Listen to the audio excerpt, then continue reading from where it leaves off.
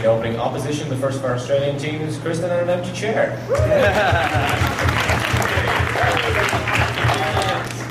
You just had to make an entrance. Yes, Victor. Yeah. In closing government, the second of our American teams, Adam Goldstein and Rich Balthazar. In closing opposition, the second of our Australian teams, Mr. Tim Jeffrey and Ms. Bronwyn Calvin. So, I would now like to invite the Prime Minister to speak on the motion that this House believes countries in the developing world should sell unoccupied land within their borders to companies. Let those companies build cities on that land which will operate outside the laws of that state. Welcome Mr. LP to open the case for the United States of America.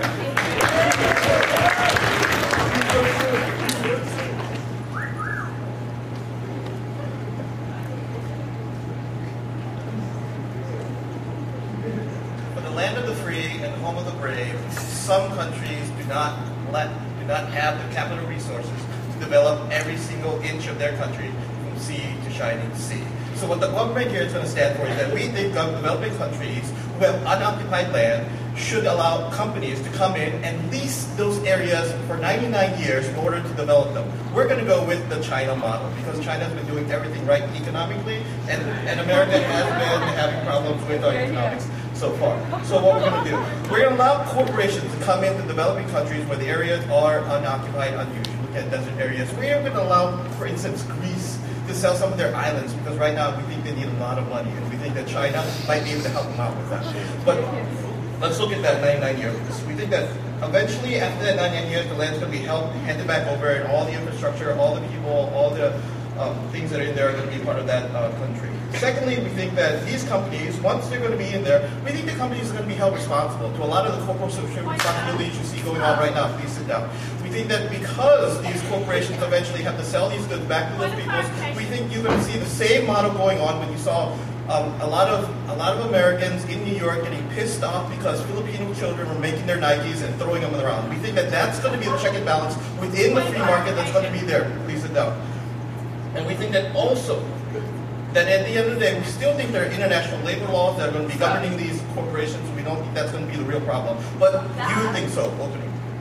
Why would a city-state that is outside of the bounds of international laws ship under international laws? Because when we look at even 100 years ago, when the East India Company or the British India Company or the Dutch East India Companies, these corporations did have to were working outside the international law. But at the end of the day, those corporations had to be accountable to their shareholders, which were still in the first world. But secondly, to the people that were buying those goods. And we think that nowadays there's even a better accountability in the international world. People actually care about where their goods are coming from. When you look at things like fair trade, when you look at things like carbon labeling, when you look at things like little pandas on their goods to know that they haven't hurt any animals and how they develop. And we think that that model is already going to be there to make sure that these things don't happen. Let's get into my substandard, because I'm going to bring you three things. One, we're going to talk about how this land is going to waste.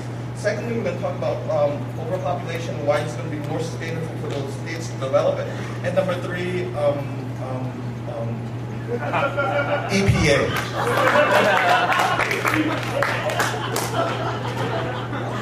It's an American joke.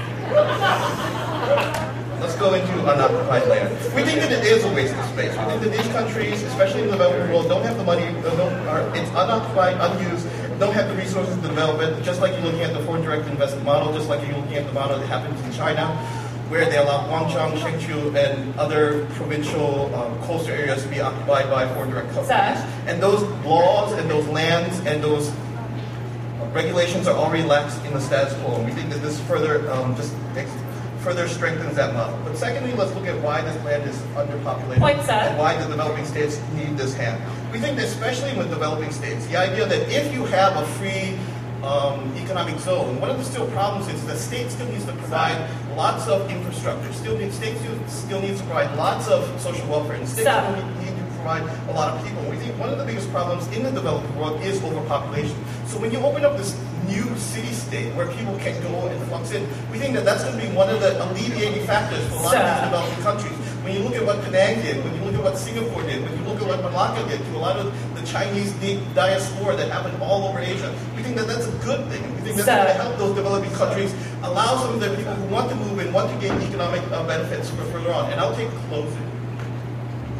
Do you think that foreign direct investment is likely to go to the rest of this developing state when they have admitted they can't manage their own land so badly they had to sell it off to Shell? We think there's still going to be a comparative advantage for some companies who want to get manpower that is skilled.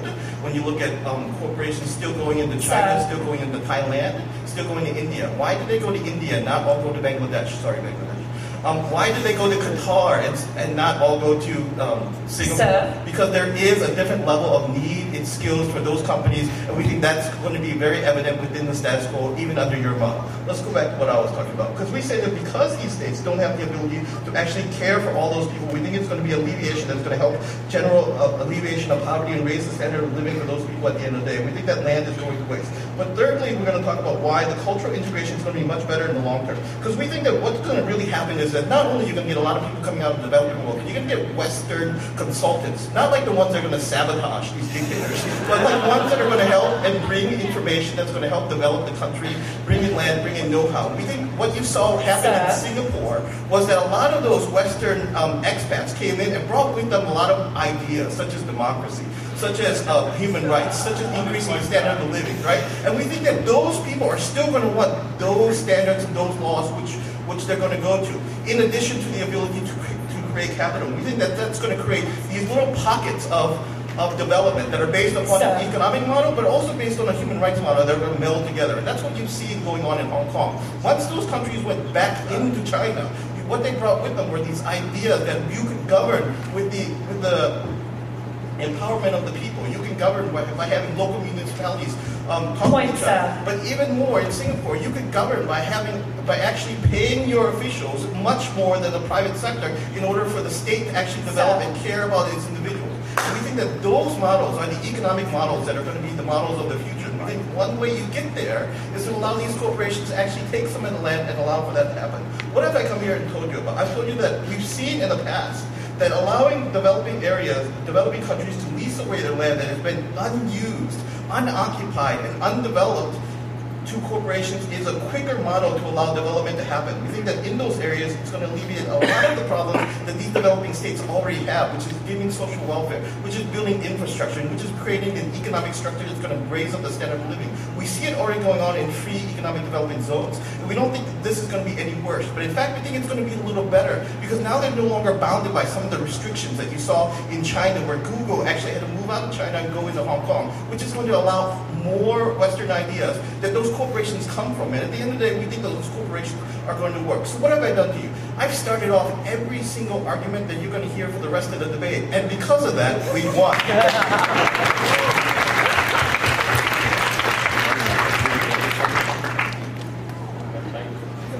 Thank the Prime Minister very much for his comments. Now we call on the Leader of the Opposition, Mr. Victor Finkel, to open the case for the Australian bench.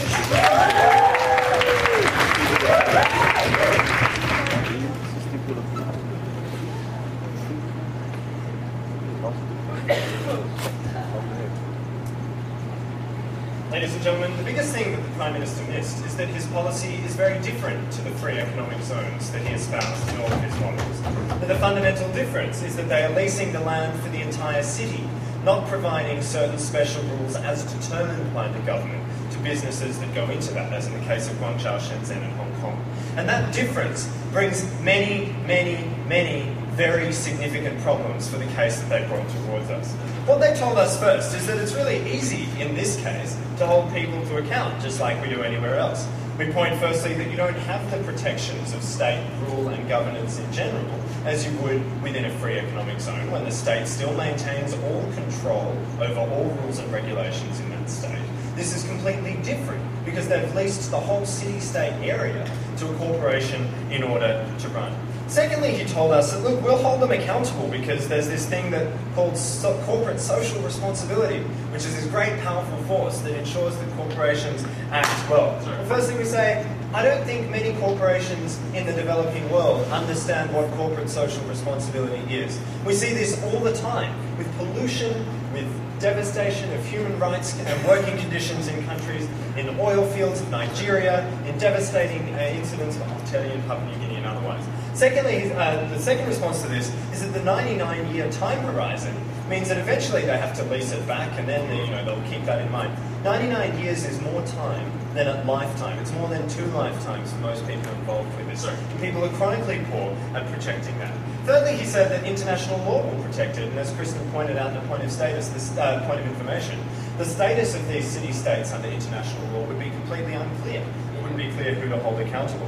And fourthly, they said, shareholders will ensure that this is going to be protected and otherwise. We have 2 responses to this. Firstly, the shareholders who these companies running the cities will be accountable to are not the people living in those cities. And that is a very significant difference when it comes to ensuring accountability and quality of life for those people.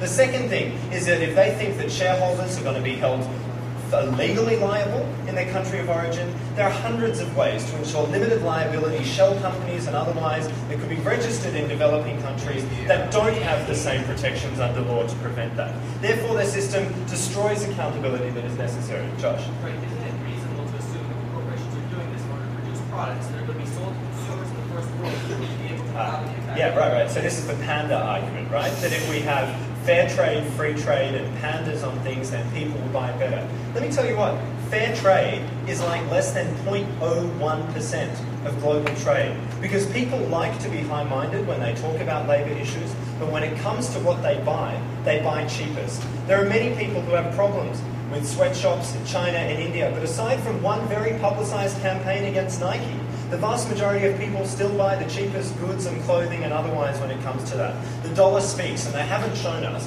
why this high-mindedness is strong enough to prevent that.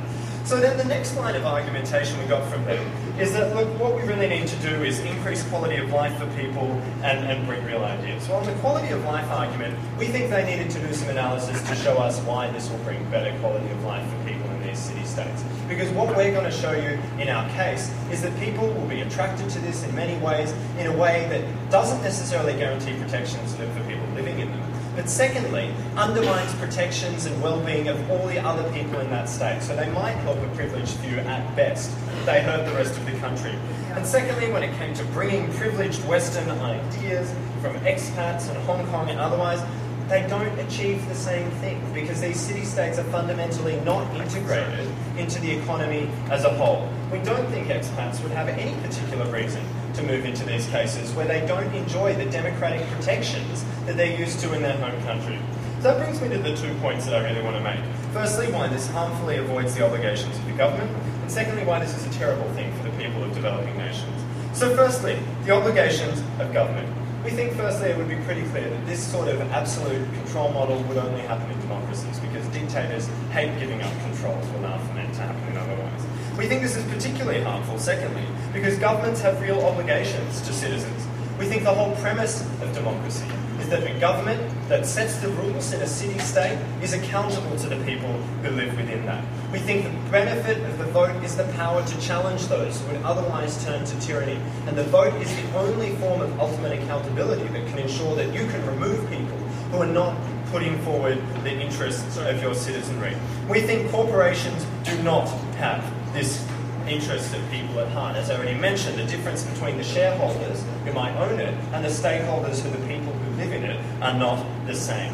We think that there is an absolute lack of regular accountability when these companies do not have to be registered in first world countries or otherwise.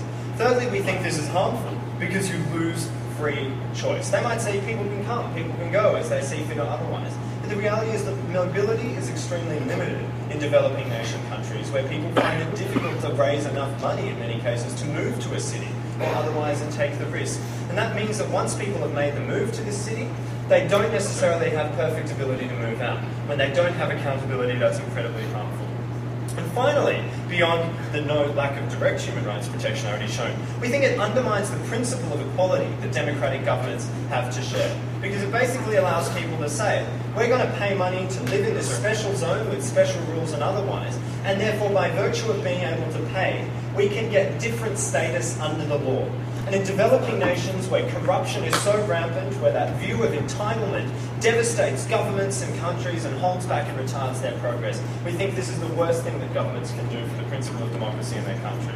The second thing I want to talk about is why this is a terrible thing practically for the people of developing nations. I don't think we need to go far to say that there have been far too many examples of companies operating in the third world thinking that they are top shit and destroying life for the peoples of those countries. The Oktedi mine in Papua New Guinea, the Bhopal spill, the continued destruction of the environment in Nigeria by oil companies pumping into the world. This is a devastating thing that shouldn't be allowed to be done. Secondly, we think it's devastating when it comes to the impact of investment in developing nation countries. Because if there are special zones that have less environmental protection and special zones that are less onerous in labour protection and otherwise, then of course companies will invest their resources there. Because they're cheaper, because they're less accountable in other ways. And that's incredibly harmful then for the rest of the country. And thirdly, we think there is a real brain drain that will occur. Because if we assume that these are great, if we assume they're as good as the opening government has suggested, then people will leave cities in these developing countries. And the result will be like gated communities where the best and brightest leave and you have a gradual blightification, it's a real urban planning word. That means that the gentrification leaves and the cities collapse under the weight of poverty. Ladies and gentlemen, this is a nice idea, but they never show why the ideas and examples match it. We think it's terrible for these nations. Thank you.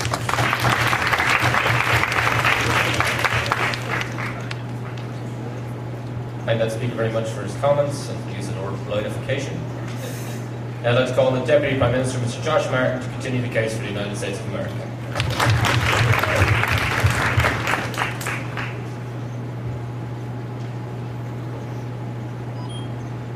It seems that the opposition side wants to rest their laurels on the social case that I thought LP started off quite well, and I'm going to continue my split. But unfortunately, there was an entire second half to LP's speech that talks about money and how the investment of money, not just socially, but also just through direct infrastructure, improves the quality of lives. I understand that Victor might not, appreciate an amazing Prime Minister speech, having never been in a position where he might have given one himself. But hopefully from LP he can take notes and next time do a better job giving one and responding to it. Okay, so first of all, I want to rerun through these economic benefits that came out of LP's speech and then get into the social structure, which I believe, as LP pointed out, is going to set the framework for the entire round. So my edge test to you guys states that that means that opening government is going to be. Okay, first of all, 99-year lease. It seemed that he questioned the concept of why a 99-year lease is a good thing. He says it's over the span of life of a human invention. We think that's actually particularly important when you look to the CEOs of corporations that are deciding whether or not they're actually going to take advantage of something like this. We think that 99 years is the incentive that allows for them to say that the benefits that we get are going to be worth it by the time I die, at the point where I have to give this land back to the country. They've accrued benefits, they've established infrastructure, both people benefit. He then says, 99 years is a really long time. But when you look at the end goal of the government side, our end goal is the development of that country. 99 years is not that long of a time in terms of development. We think it's a long enough time to establish basic infrastructure, to start social progress, to start economic development, and we think it's the perfect time frame for this model to be put into place. Not a second. Second of all, it's unoccupied area. I would have liked to hear them say just, why not use it? It's a desert, there's nobody living there except for a mouse and a cactus. Why not allow for an influx of money? Why not allow for a country that is currently making $0 off of this area to make, $10. That's what it's going to feed a family for a week. Right? Not at this time. Third thing that LP talks to you about is the idea of Hong Kong and Macau development. There's two different ways this happens. First of all, we have the trickle-down effect. It's not like this city's going to be just completely isolated. The company's going to move in, tell everybody around them, no, screw you guys, you can't come in, seats taken, right? Take a seat. So there is a trickle-down effect. As the city spreads out, and then rural communities that are members of the home country, not on that point, that are members of the home country are able to, it's not fair, your speakers are parking. Second of all, we think it serves as a magnet that attracts the local population and disseminates wealth through that way. Okay. Last of all, this is important. Overpopulation is a huge issue in the developing world, right? What we do is we make an area inhabitable that was not inhabitable before. What that means is instead of having a ghetto and a mass concentration of people in a particular area, we're able to spread those people out. What are the benefits that come from that? You have reduced crime, you have increased food, you have increased jobs, you have a greater alleviation on social and health services. All of these things are good reasons to have less people in a larger amount of area. We accomplish that by making places where people couldn't live before inhabitable, not at this time. Second of all, let's get to the social issue. Okay, rebuttal to Victor. Okay, he says, here's the difference. Here's the big difference. Because our question is, what's the difference between this type of investment and every other type of foreign investment that exists? Every problem they list on opposition happens with all foreign investment. So the question is, should we end all foreign investment? Victor says, no, because they're going to have different laws. I don't know what laws are going to be different. Corporations do things that are different from laws all the time in these countries. What specific law is Victor talking about? It would have been nice to know that is so different that is going to cause for this system to be completely unlike any other investment system that we have right now that we think is a good thing, not at this time. Okay, we would actually argue that mass... what do I write here? Oh yeah, we would actually argue that mass areas of unoccupied land, what type of government do they have? He seems to think they have these democratic governments, right? I don't think so. I think a country like Zimbabwe, it doesn't currently have the Australian Parliament in charge, and we're going to take that and we're going to shift it to now like Michelle Bachmann is now going to be in charge. So I think that in comparison, the type of laws that already exist in these countries are not going to be significantly better than any type of standards the corporations are going to bring in. Point, sir. Yes. You've told us these will be high-tech city-states like Singapore and Hong Kong. Do you honestly think that the impoverished locals will be able to live there, alleviating overpopulation? Yeah, I do. I think that a high-tech company needs electricity, needs roads, needs water, needs janitors, needs all of the people that support companies and businesses. Like, dude, look outside this building. This building creates benefits not just for the people inside the building sitting here right now, but also for the people in the surrounding city. It's the same thing. Okay, first of all, how do we have a check on corporate abuse? LP started this. First, it's not different from current investment. That's cool. There's a check from home nations. They seem to laugh off the idea like Kmart, and the example that in Kmart, you know, when they were imposing child labor on areas around the world, they were boycotted, and Kmart went out of business. For those of you that aren't from the United States, Kmart was a big fucking deal, right? It's like Walmart. One came out in Australia. But K. Okay, well, given Victor's speech, apparently Australians don't think that consumers have any social responsibility, so let's not use Australian examples. Let's look to Europe, where Europeans are way more hippie than even the United States. So we think that European corporations, this will have even more of an impact. Beyond that, we think there's likely to be a higher concentration of Westerners within these cities. So reference Bronski OI, if she really does think that none of the local people will be living in the cities, and they're entirely populated by Westerners, are you going to tell me a city that's populated by Europeans is going to allow for just mass human rights violations to take place within their city? I don't think so. I think they would demand minimum standards. These minimum standards being things like democratic rule, which Victor wants. These things being like labor standards. Explain to me how even if they're Australian,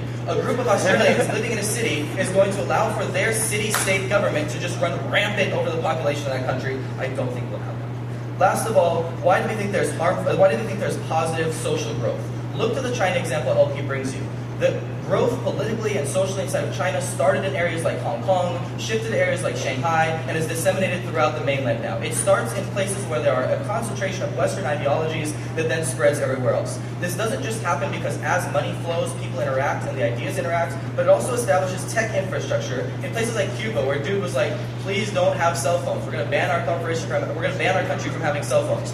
If you have Western influence, you can't ban cell phones. It's harder to ban the internet. It's harder to ban all types of technology that allow for the dissemination of information. What this means is not only do we have an influx of money on our side of the house, which causes just a base level of people to have a higher quality of life, not only do we have a dissemination of ideologies that introduce Western liberalized ideas, regardless of whether it's Europeans living in the city, Europeans buying the goods from the corporation that runs the city, or the local populations themselves, but we also have the fact that these ideas are able to disseminate through an increase of infrastructure that allows for interaction, which will allow for all of these things to cause a positive good. At the end of 99 years, they get their country back.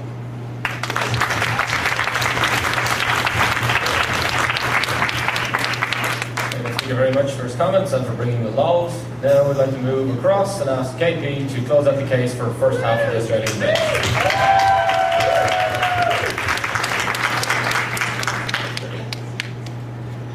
Mr. Speaker, the proposal that has been put to you by the European government is essentially this, they're going to build these cosmopolitan hubs in this land that they admitted is shitty desert. Everyone from Europe is going to want to move there and ensure rights for the people, and no one's going to exploit anyone. Everything's just going to be great.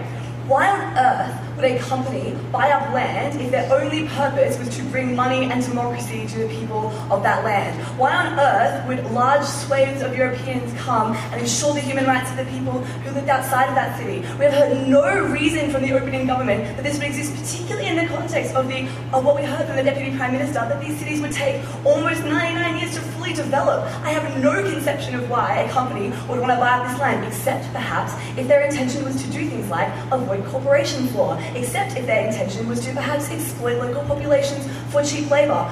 No other reason has been provided by the government. I'd be really interested to hear one. I want to look at four things in my speech. Firstly, I want to ask in response, will real benefits accrue to people within and outside these cities? Secondly, I want to look specifically for the people of these cities, why we think this proposal will be bad. Thirdly, I want to look at the long-term interest of these developing countries and why we think that the short-term interest of cash, like $10 as we heard from the Deputy Prime Minister, is probably not a great decision for these countries to make. And finally, I want to look at international law and international relations.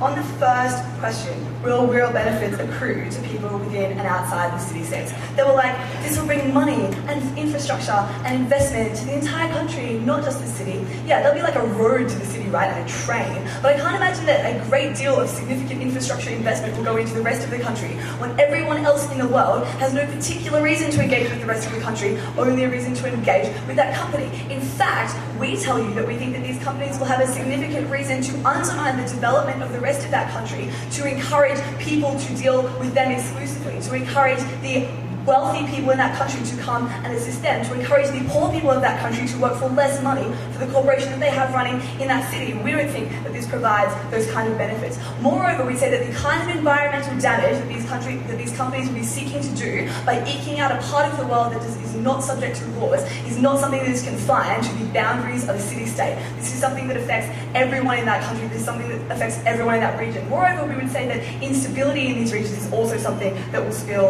over. No, thank you. As I've already told you, they told you, oh look, 100 years, it's not really a very long time, we won't really be able to build very much, and this is really crap land. Sounds like a really great incentive for someone to buy up that land and then spend a lot of time building something on it just to give it back to the country that had it in the first place. I understand no incentive for this proposal at all. No, thank you. They told you this will help disseminate wealth and deal with the overpopulation problems that exist. As you already heard in a point of information from our closing, we don't really think that this plays out in the context of this debate, because either you're going to have massively overpopulated cities full of sweatshop workers, or you're going to have like a high-tech Hong Kong economy in which all you do is import people and don't actually employ local populations. These cities aren't being benevolently built to house people who can't live anywhere else. That is not the purpose of them. But more importantly, and this leads me on to my second issue about what happens to the people in the city, we would like to ask the question, under whose authority will these cities be run, and who will decide what happens within these lawless, no thank you, city-states? They were like, Europeans won't cop human rights abuses. Sure, maybe they won't cop human rights abuses to such a large extent, right? But the problem is, the reason why these companies are buying up this land is because they want exclusive control over that land. We don't think corporations will be particularly interested in accountability to the people of that region. We don't think they'll be particularly interested in the votes of the people of that region, because they would expect the affluent Europeans to leave if they don't like what's happening there. We think that the people who are stuck in that lack of accountability trap with a government that is run by a corporation who's interested only in profit are the people who are local, are the people, no thank you, who they were trying to help. We think there's a massive incentive towards abuse and corruption, because like people who hang out in coffee shops in Amsterdam might care about free trade, but there is still a fair trade, but there is still a significant proportion of the world population that just wants cheap shit. That's why everyone buys stuff from China, right? People don't, in large swathes, care about this, or people aren't aware enough about this in order to take no thank you. So corporate social responsibility is insufficient, and given therefore that the laws of anywhere will not apply to these city-states, we think that's a significant problem. They told you, oh, well, laws apply to corporations already. Well, like corporations law, right? That's the first one. Intellectual property law, for example. Environmental standards that exist in those countries, no thank you, sure, sometimes they flout them, but there's a capacity to deal with those abuses when they happen. Under their system, there is absolutely nothing, no thank you. Moreover, we say there's a significant incentive and capacity to commit corruption, because there is no oversight, there is no judicial review, there is no capacity for these people to do anything. No thank you. They didn't even tell us if they were applying criminal laws to these regions, Mr. Speaker. We think it's a pretty significant problem that exists. No thank you. Thirdly, on the long-term interests of developing nations, we say firstly on this issue that the future potential benefit of this land could be very significant to these countries, and we don't think that the desperate governments of developing nations, not Greece, right, not developing, just stupid, developing nations, we don't think that they have the capacity to decide whether or not it is in their long-term future best interest, where they are so desperate for cash from someone like Victor who could buy up an area of that land. We don't think that it's acceptable for us to allow developing nations to make those kind of mistakes. No, thank you. No, thank you. And so we think that that short-term desperation will overwhelm the capacity to long-term plan. We don't think that's good. No. I'll take one from Closing Bell if they have one. They're not listening. No, I don't want you.